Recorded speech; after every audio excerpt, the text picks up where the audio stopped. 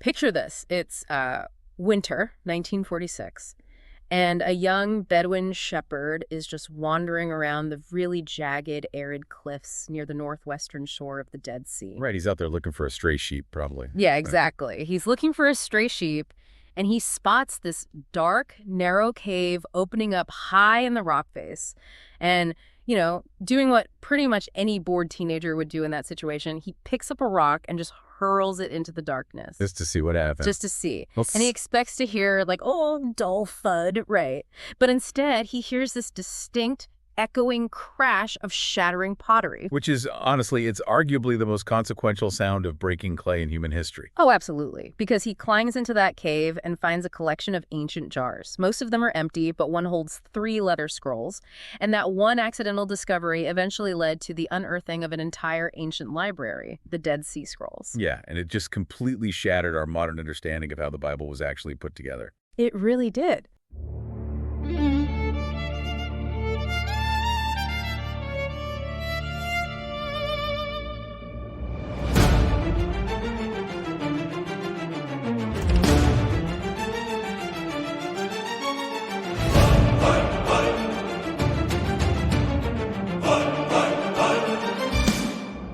And that is exactly why we are here today. Welcome to the show. We are so glad to have you here with us, our curious third mind in the room, as we embark on this deep dive into the sprawling, messy, and totally fascinating historical reality of the lost books of the Bible. It's such a great topic because, if you grew up with a standard issue Bible sitting on a nightstand or, tucked away in a hotel drawer, it's incredibly easy to picture it as this singular unified object. Right, like a finished product that just dropped out of the sky with a leather cover and a definitive table of contents. Exactly. But the reality is so much more complicated than that. So today we're looking at historical compilations, archaeological reports from the Dead Sea and the Nag Hammadi Library, and scholarly collections, specifically J.R. Porter's book, The Lost Bible.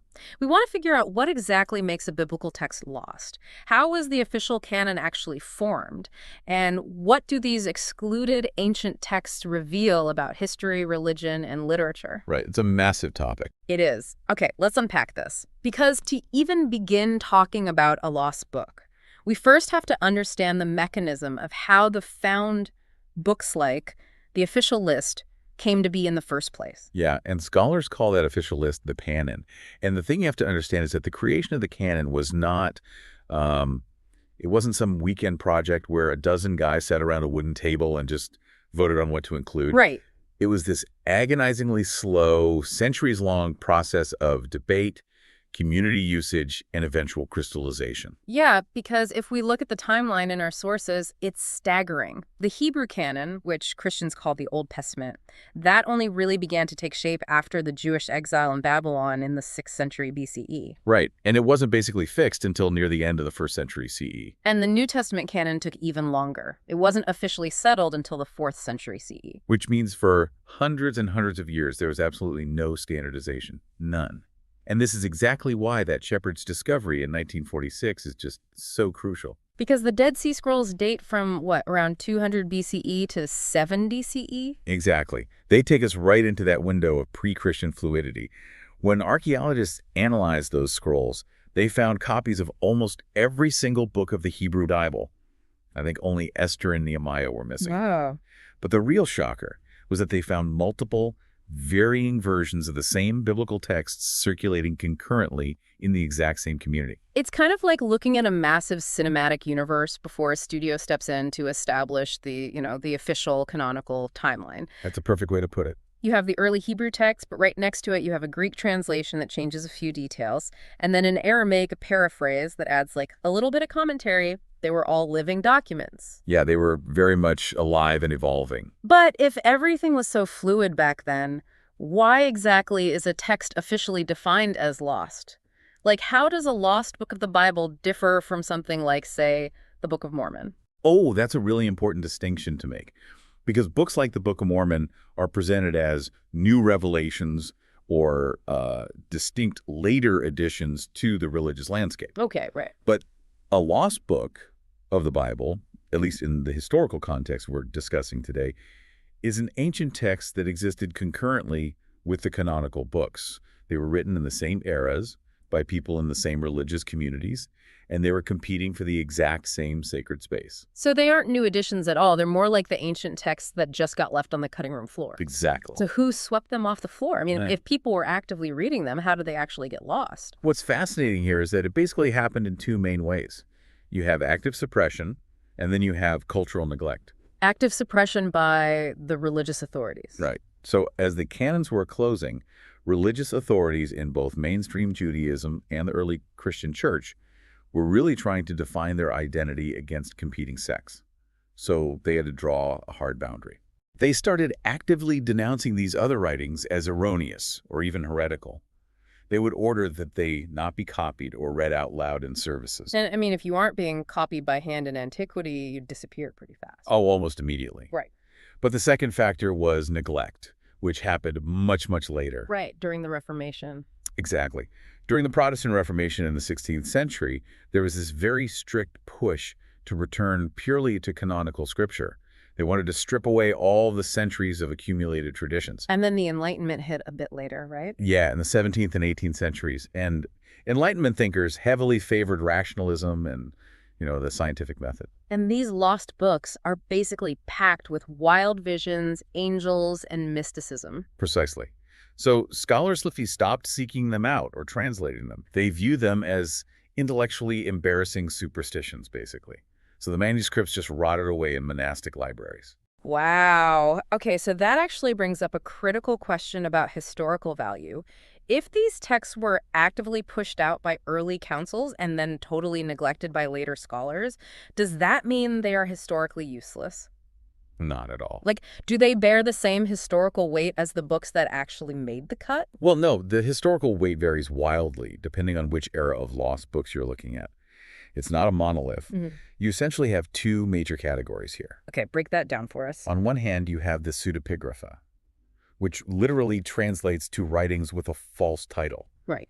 These are primarily Jewish texts written in the centuries right around the turn of the Common Era. And they have false titles because the authors were trying to manufacture authority, right? Like, if you're a writer in 100 BCE and you want people to take your prophecy seriously, you obviously don't put your own name on it. Exactly. You write it from the perspective of a famous ancient patriarch like Enoch or Abraham. Right. It was just a very common literary device at the time. It was everywhere.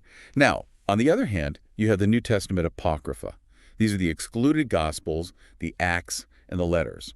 And these were written much later, stretching from the 2nd century all the way up to the 9th century CE. That's a huge gap. It is. And because of that, their historical proximity to the actual events of the 1st century is much weaker. Can you give us an example of how that timeline plays out in the actual texts? Like, what are we looking at? Sure, absolutely. So you have something like the Gospel of Thomas, which was found at Nag Hammadi in Egypt. Scholars think that might date to the mid-2nd century, so it's relatively early. Okay. But then you have texts like the purported letters between Jesus and King Abgar of Edessa. Oh, I read about these. Yeah, so Eusebius, who was a very influential church historian in the 4th century, he claimed he just found these letters in the public archives. Just casually found them. Right. And in these letters, the king invites Jesus to his city to cure his illness, and Jesus writes back saying, essentially, I must fulfill my destiny in Jerusalem, but I'll send a disciple to you later. Which sounds incredibly convenient for the city of Edessa. Oh, highly convenient. Today, historians widely consider these letters to be pious fictions. They were likely composed centuries after the fact, specifically to give the city of Edessa a direct, unassailable political and religious pedigree tied straight to Jesus. So the historical reliability of these lost books is really a mixed bag. Very much so. Okay, so the historical provenance is uneven. But what about the actual content? Are these lost books radically different from the biblical texts we already know? Because when I was reading through our sources, they state explicitly that it's nearly impossible to draw a sharp distinction between canonical and non-canonical works based purely on genre or content. Yeah, that's completely true. Stylistically, they are practically twins. They share all the same genres. Right, like they both feature apocalyptic visions, psalms, testaments, and gospels. Exactly. If you pick up a lost apocalypse, it reads just like the book of Revelation or the book of Daniel. Wait, if they aren't that different on the surface, why were some of these specifically targeted for exclusion? Was it just politics, or was the content actually going off the rails? Like, what terrified the early religious authorities so much? The short answer is cultural cross-contamination. Oh, interesting. See, the authorities were trying to build a unique, impenetrable Orthodox identity. But these lost texts, they show a vibrant, diverse Judaism that was deeply interacting with the surrounding empires. They were absorbing outside ideas. Constantly, they were absorbing Hellenistic Greek culture, Egyptian mythology, Iranian religion. That blending, that syncretism, was viewed by Orthodox leaders as a very dangerous compromise. Let's look at exactly how that blending worked, because to truly understand why these books were left out, we need to look at the incredibly quirky, specific details inside them. The details are the best part. Right. Take the Egyptian influence, for example. We see this heavily in a text called the Testament of Abraham. We do. In this text, Abraham gets this sort of visionary tour of the afterlife, and he actually witnesses how human souls are judged. And how are they judged? They are judged by being weighed in a balance scale. Which is a concept ripped straight out of ancient Egyptian funerary motifs. Like if you look at the walls of ancient Egyptian tombs, you see the god Anubis weighing a human heart on a scale against the feather of truth. Mot, exactly. Right, Mot. The author of the Testament of Abraham, who was likely living in Egypt, simply took that ubiquitous cultural motif and seamlessly wove it into a Jewish theological narrative. And that's just the tip of the iceberg, really. You also have heavy Greek influence, which is glaringly obvious in the second book of Enoch, or 2 Enoch. Okay, what happens in 2 Enoch? Well, this text claims to record Enoch's journey through the various levels of heaven. But when it tries to explain the Genesis creation story, it completely rewrites the theology using ancient Greek physics mingled with Egyptian and Iranian mythology. Wait, and we should clarify what Greek physics means in this context, because it's a huge philosophical shift. In the canonical Genesis, God speaks and light simply exists out of nothing. Right, creation ex nihilo. Exactly. But ancient Greek philosophy really struggled with the idea of creation out of nothing. They believed pre-existing matter had to be physically organized or separated. Right, so in 2 Enoch, God doesn't just speak light into existence. Instead, God commands 2 invisible pre-existing entities, named Adoil and Arcus, to literally give birth to the physical elements of light and darkness. And those names aren't Hebrew. No, they aren't. It's this fascinating attempt to reconcile the biblical creation story with the cutting-edge science and philosophy of the Hellenistic world. Yeah. They are turning a purely mystical creation into a mechanical, material one. You can totally see why a strict religious council would look at that and say, absolutely not. It completely alters the nature of God. It does. And then you have influences from ascetic and mystical groups, which we see in something like the Testament of Job. Oh, this one is wild. We all know the canonical story of Job. It's this long, agonizing, poetic dialogue about the nature of human suffering. Right, it's very philosophical. But the Testament of Job expands on that by turning his spiritual suffering into a literal, physical, athletic contest with Satan. Satan actually asks God for the authority to physically attack Job in a wrestling match. And it introduces these amazing mystical elements, especially regarding women. In the canonical book, Job's daughters are like barely a footnote at the end. Yeah, they just sort of show up. But in the Testament of Job, his daughters are given an inheritance of magical cords, which act as these spiritual garments that allow them to speak directly in the language of angels. It's elevating female prophecy and mysticism in a way that canonical texts rarely do. It really is. And finally, you see this intense desire for theological symmetry, like in the Apocalypse of Thomas. This text details the end of the world, but it structures the apocalypse over exactly 7 days. Consciously mirroring the 7 days of creation in Genesis. Exactly. Day 1 of creation is physically undone on day 1 of the apocalypse. Day 2 mirrors day 2 until the elect are saved on the 8th day. It's incredibly poetic, but it was just far too speculative for the Orthodox canon. But, here's where it gets really interesting. Even though the early church ultimately excluded these texts, they breathed the atmosphere of them. They were reading them. Oh, heavily. The writers of the New Testament were heavily influenced by these lost books. For example, the Epistle of Jude in the New Testament directly quotes the first book of Enoch as an authoritative prophecy. Wow. Yeah. These texts fundamentally shaped how early Christians thought about angels, demons, and the coming Messiah. Which naturally brings us to the modern day. Knowing that these texts were so influential before they were banned or neglected, it really begs the question, Did anyone actually keep them in their modern Bibles? Like, if you travel around the world today, does the definition of the Bible change? If we connect this to the bigger picture, it changes significantly depending on geography and tradition. The idea of a universally agreed upon Bible is a total modern myth. Okay, give us an example. Take the Ethiopian Orthodox Church. Because they were geographically situated on the periphery of the Roman Empire, they were largely insulated from the intense theological battles and councils of Europe. So they didn't get the memo to burn the books. Basically, yeah. They never suppressed these texts. To this day, their standard Bible still includes the first book of Enoch and the book of Jubilees. For an Ethiopian Christian, these aren't lost books at all. They are everyday scripture. That completely reframes the concept. And even looking closer to the Western traditions, there are major variations between Catholics and Protestants, right? Absolutely. The Catholic Old Testament includes what they refer to as the Deuterocanonicals, which basically means the second canon. Those are books like Tobit, Judith, and Sirach, right? Right. Often called the Apocrypha. Right. But when the Protestant Reformation happened in the 1500s, Martin Luther and others wanted to bypass the Latin and Greek traditions and return strictly to the earliest Hebrew sources. Because those specific books weren't in the Jewish Hebrew canon, the Protestants stripped them right out of their Bibles. And then you have the Greek Orthodox Church, which uses an entirely different foundation. They base their Old Testament on the Septuagint, which is the ancient Greek translation of the Hebrew text created centuries before Jesus. And the Septuagint includes even more texts than the Catholic Bible? So the boundary lines of the canon are still actively shifting depending on which church you walk into today. They are. But honestly, even if you step entirely outside of organized religion, the cultural footprint of these lost books is just massive. They impact literature, history, everything. Yeah, I was thinking about their impact on art.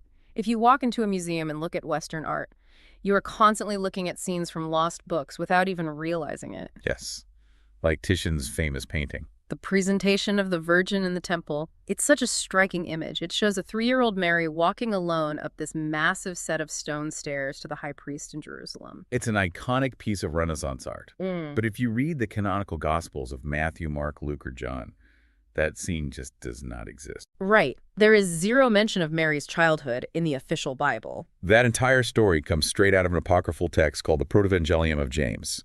See, the canonical Bible was often too brief. It skipped over the biographical details of the main characters. And people hate that. They do. Yeah. Everyday people, and the artists who painted for them, constantly turn to these lost books because they crave the prequel. They wanted the colorful backstory. It's exactly the same impulse that drives fan fiction today. People Yeah. want the lore. Totally. And the impact goes way beyond just art. It bleeds into the core metaphysics of modern religion.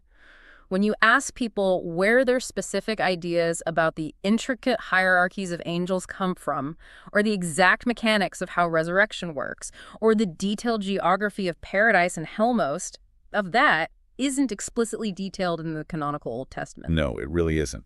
Those concepts were tested, debated, and fleshed out in the pseudepigrapha. Those lost books acted as the conceptual water supply for both Judaism and Christianity. The books themselves may have been left out of the final printing, but their ideas completely saturated the theology. I think that is the crucial takeaway here. These lost books are the connective tissue of ancient history. They show us people trying to make sense of the universe using every single intellectual tool they had available to them. Whether that was a Greek philosophical concept of matter, an Egyptian image of a balancing scale, or a mystical tradition of angelic languages. Exactly. So what does this all mean? They aren't just rejected drafts. They show us exactly how our ancestors wrestled with the divine. And it makes you wonder about the sheer fragility of history. We talked about how the Dead Sea Scrolls were found by a teenager randomly throwing a rock. Right. And around that same time, in 1945, the Nag Hammadi Library, which is what gave us the Gospel of Thomas, was discovered by an Egyptian farmer digging for fertilizer. He found a sealed jar, broke it open, and his mother actually burned some of the ancient papyrus pages in her oven before anyone realized what they were. It's terrifying to think about. History almost literally went up in smoke. It really did. But that leads to a really provocative thought about the future of lost books. Because today, we don't have to rely purely on shepherds and farmers stumbling over jars in the desert. We have a massive collection of lost texts right in front of us that we haven't been able to read until literally right now. Wait, you're talking about the Herculaneum scrolls? I am. The ones buried by the eruption of Mount Vesuvius in 79 CE.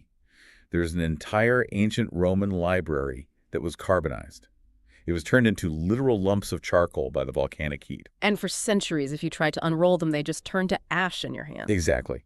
But just recently, through projects like the Vesuvius Challenge, computer scientists are using high-resolution CT scans and artificial intelligence to digitally unwrap and read the ink inside these charred lumps of coal without ever physically opening them. That is just incredible. They are reading the unreadable. They are. So consider this. Well, If technology is now allowing us to resurrect texts that were destroyed by a volcano 2,000 years ago, what else is out there? wow. Right.